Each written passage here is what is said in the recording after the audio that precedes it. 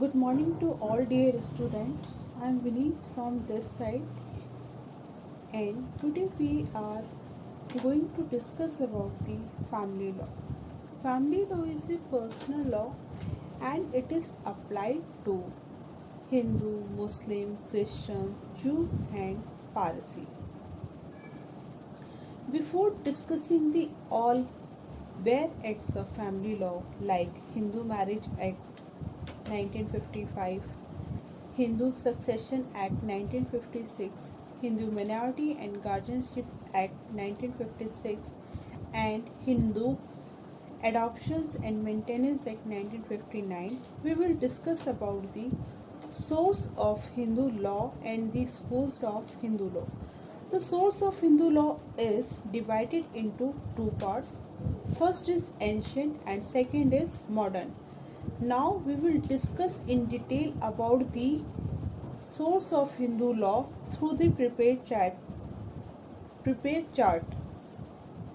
Now I am showing the prepared chart, and through that chart we will discuss the all points related to source of Hindu law.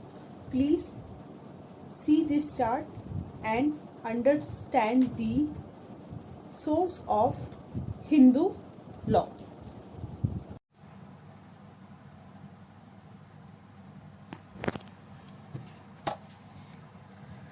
The source of Hindu law is divided into two categories. One is ancient source and second is modern source.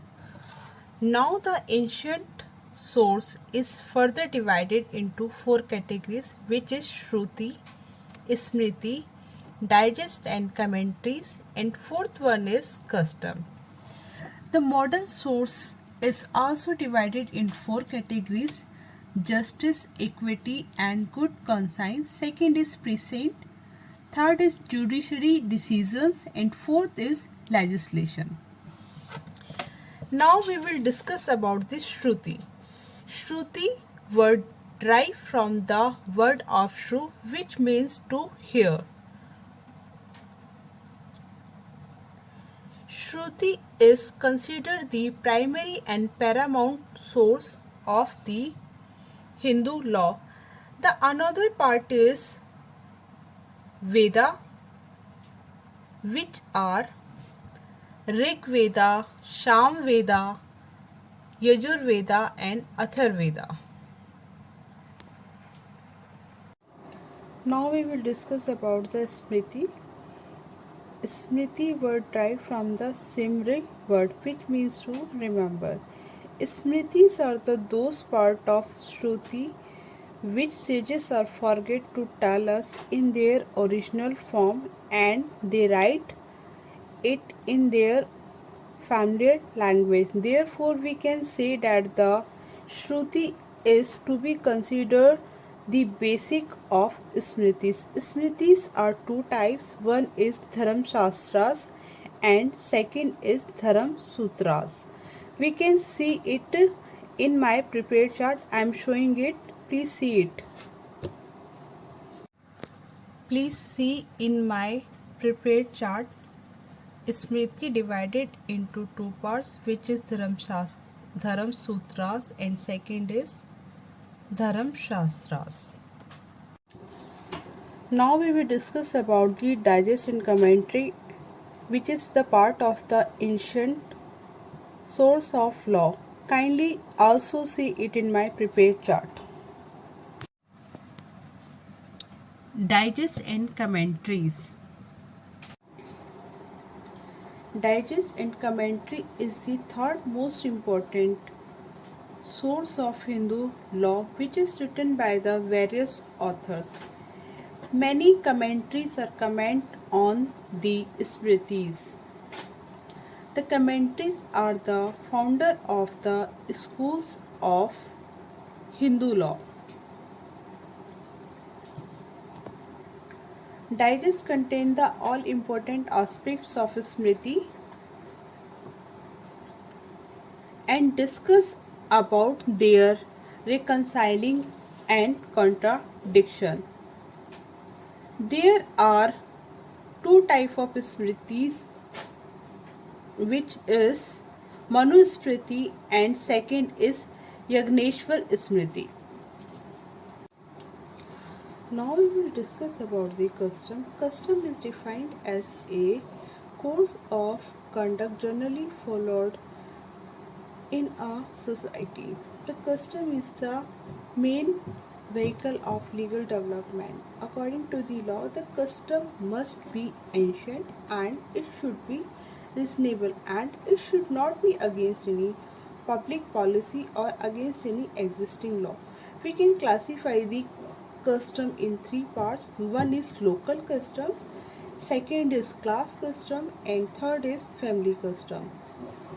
In local custom, these type of customs are followed or recognized by court, which have been prevalent in a particular locality or region.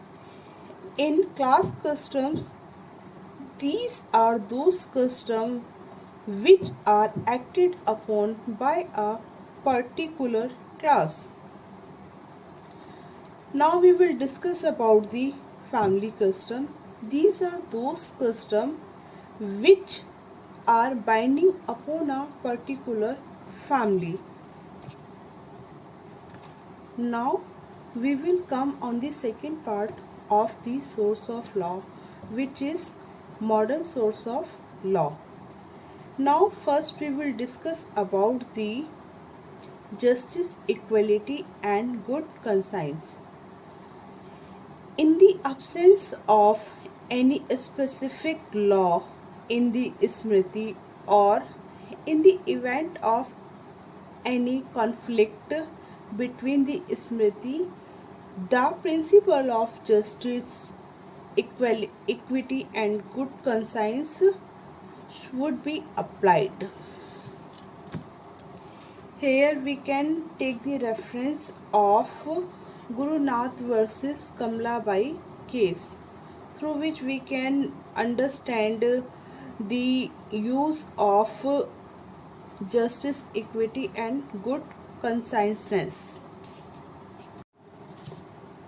Now we will move to the another part of the modern source of law, which is precedent.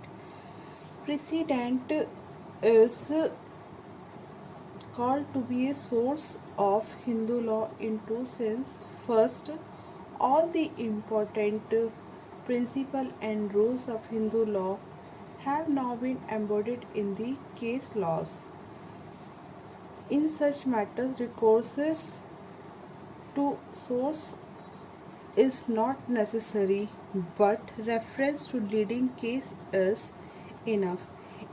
In second part, we can say that the precedent is a source of law in the sense that by the process of judicial interpretation, doctrine, principle and rules of law stand, modify or altogether new principles, doctrine and rules have been introduced in the body of Hindu law.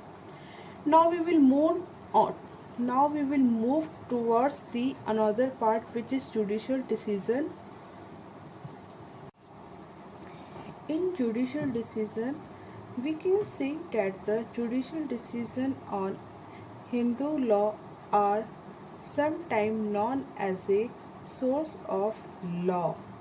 Almost all important points of Hindu law are now to be founded in the law reports, and to this extent it may be said that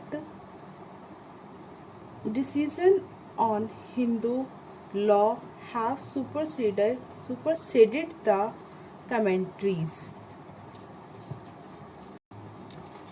Now we will discuss about the another part of modern source of law, which is legislation. And we can say that several annexments have been came into force in the period of Britishers in India and kept coming after British departure. These legislative enactments, which declared, abrogate, or modify the ancient rules of Hindu law, thus from a additional modern source of Hindu law.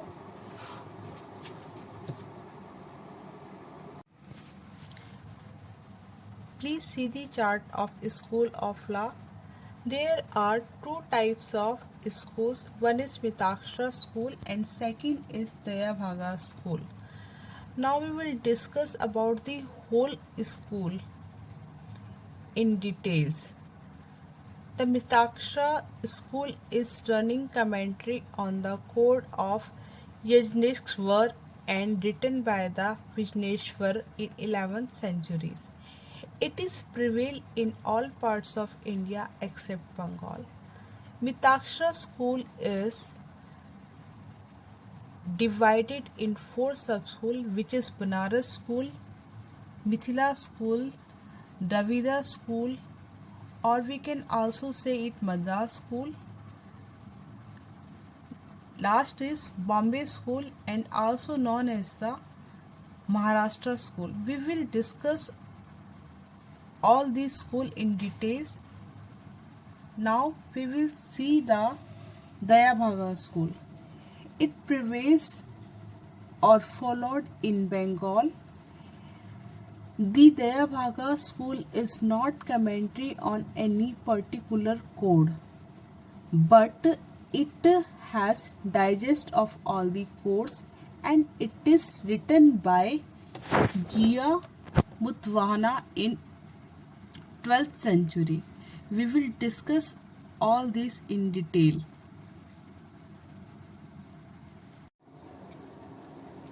The sub-school of Mitakshara is Banaras school, which is prevailed in northern and northern western India except in rural Punjab.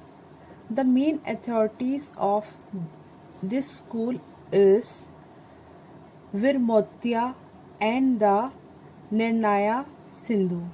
The second sub-school of Mitakshara is Mithila school, which has mostly of its followers in Bihar. The main authorities are the Vivada Chintamani, the Vivada Ratnakar, the Madana Parijata, and the Vyavara Mayukha. The third school of Mitakshara is Dravida, which is also known as the Madras school, which prevails in southern India. The principal authorities are Smriti Chandrika, the Prasara Madhviya, the Saraswati Vilasa, and the Vyamotra Nirnaya. The third is Maharashtra school, which is also known as the Bombay school, which prevails in western India. The main authority of this school is Virmotya and the Nirnaya Sindhu. We have discussed about the those school of Mitakshara and Dayabhaga. Now we will discuss about the differences of Mitakshara and Dayabhaga school. In Mitakshara school, the Mitakshara school is considered only male member of the joint Hindu family, but in Dayabhaga school, the Dayabhaga school is considered to both male and female.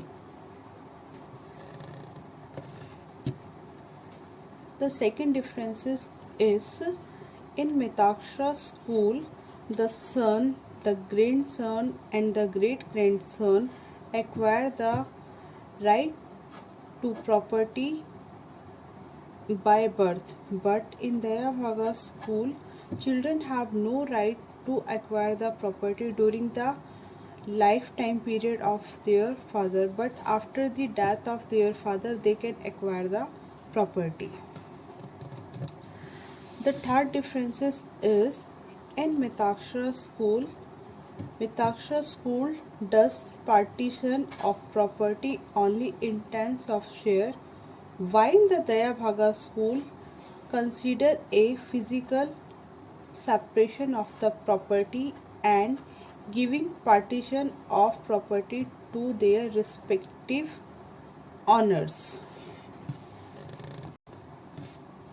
In Mitaksha school, women have no right and can't demand for partition, but after the amendment of Hindu Succession Act, the women have the right to get the property under the Mitaksha school.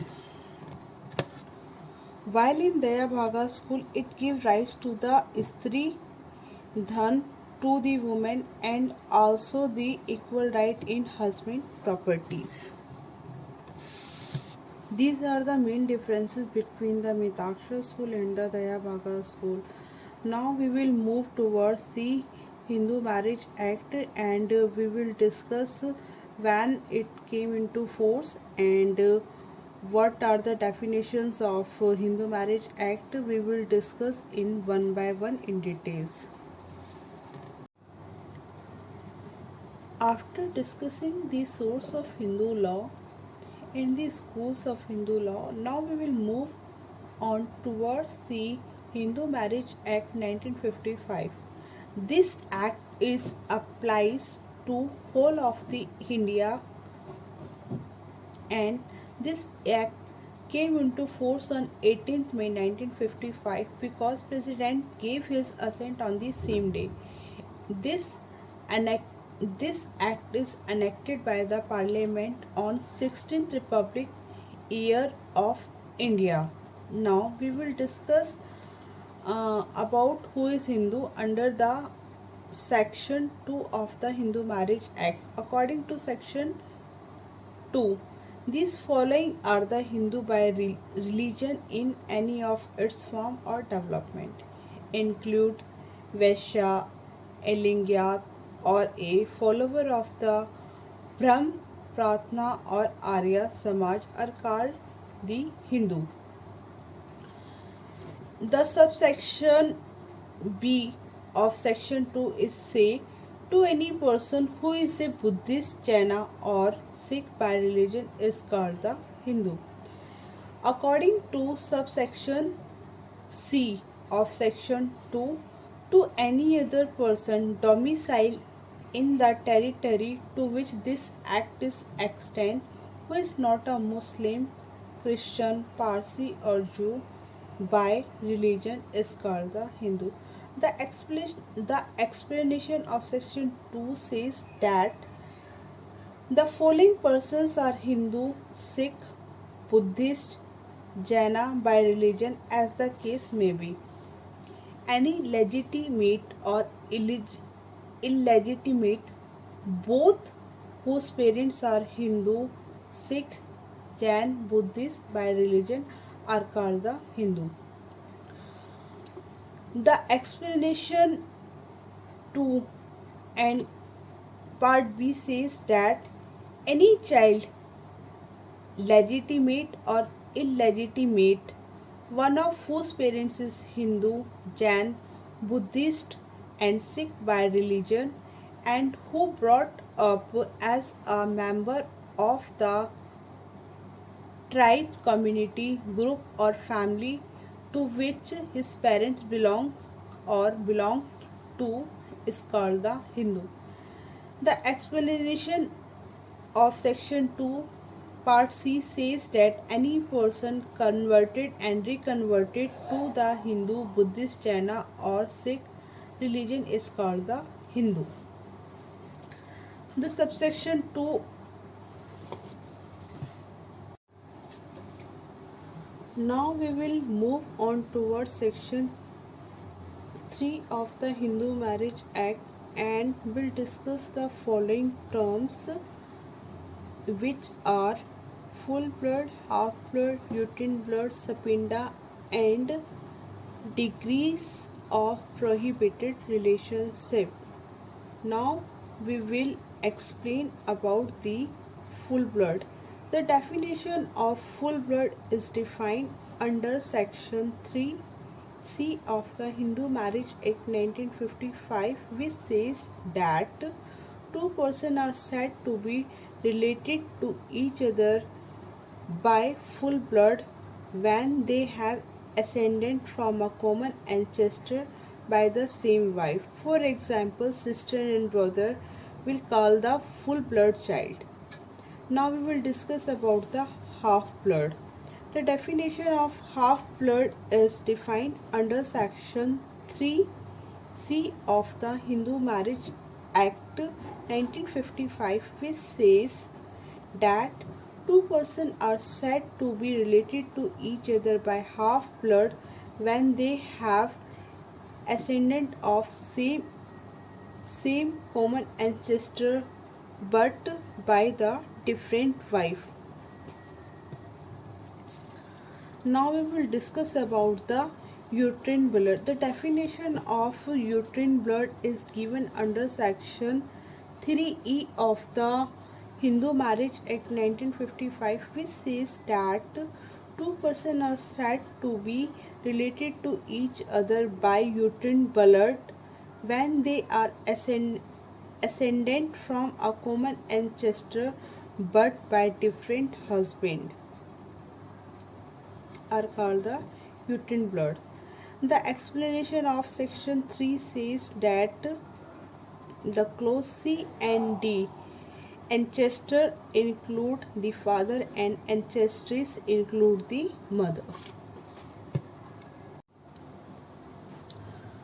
Now we will discuss about the Sapinda relationship, which is defined under section 3F1 of Hindu Marriage Act, which says Sapinda relationship with reference to any person extend as far as the third generation, inclusive in the line of ascent through the mother, and the fifth inclusive in the line of ascent through the father, the line being traced upward in each case from the mother concerned, who is to be counted as the first generation. Two persons are said to be Sapinda of each other if one is a linear ascendant of the other within the limits of Sapinda relationship, or if they have common linear ascendant who is within the limits of Sapinda relationship with reference to each of them. यहाँ पे basically ये कहना चाह रहे हैं कि अगर mother की साइड से थर्ड जनरेशन और फादर की साइड से फिफ्थ जनरेशन में अगर कोई आता है सपिंडा रिलेशनशिप में, तो वो जो मैरिज है वो मैरिज जो है आपकी वैलिड नहीं मानी जाएगी। इसको हम आपको चार्ट के थ्रू बताते हैं। प्लीज़ इस चार्ट को देखिएगा जिससे कि आप इसको आसानी से समझ पाएँ। Please see this chart. This is the concerned person who is X, and this charts will upwards. This is the father side. This is the first generation. This is the second generation. This is the third generation. This is the fourth generation, and this is the fifth generation from the male side, and including the X from the mother side. This is the first generation from the mother side, this is the second generation from the mother side, and this is the third generation from the mother side. If this relationship is not come within this chart,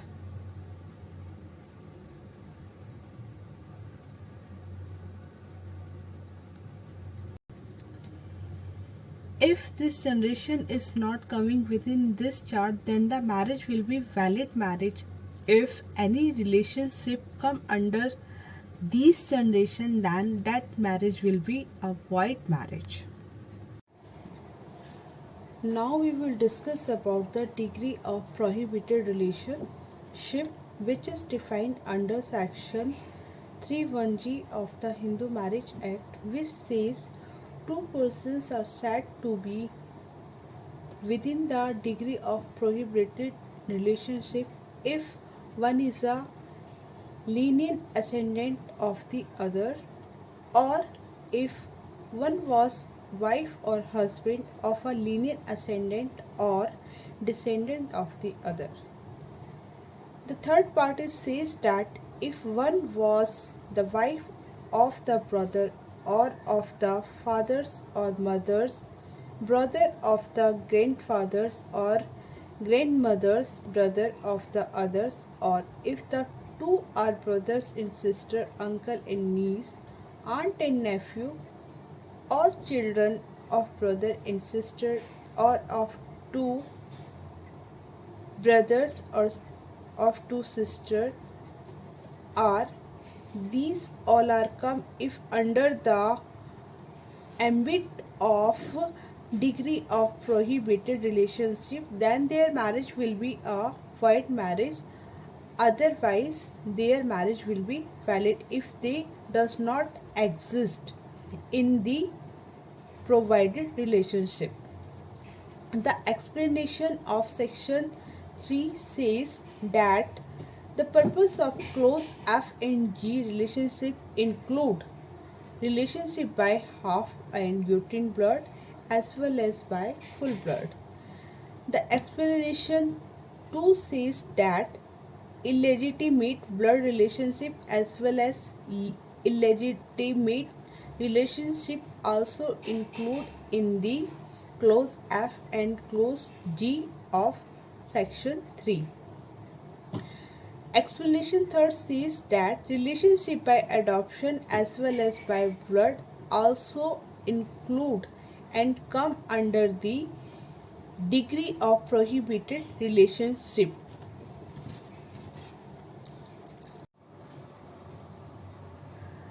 The relationship of Sapinda and the relation of degree of prohibited is very important for a valid marriage, and it is also defined under section 5 of the Hindu Marriage Act with other aspects. If following persons are come under these criteria, then this marriage will be void, otherwise this marriage will be valid.